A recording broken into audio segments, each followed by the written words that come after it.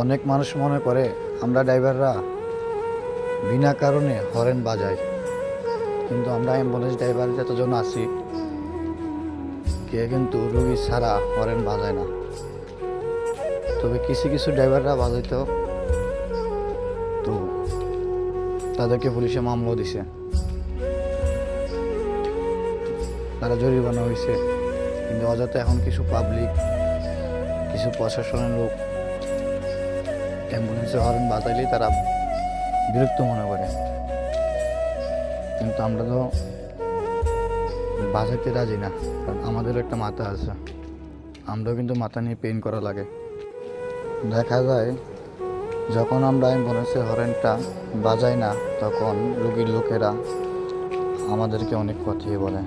তা আমরা তো না বাজিয়েও পারি না,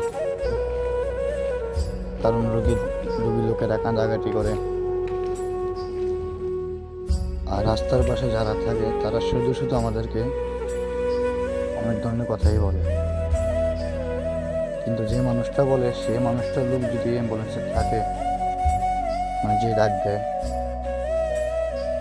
সে কিন্তু আবার বলে যে ভাই তাড়াতাড়ি যান, তাড়াতাড়ি সাউন্ডটা বাড়িয়ে দেন। এই হচ্ছে আমরা অ্যাম্বুলেন্স ড্রাইভারদের জগৎ।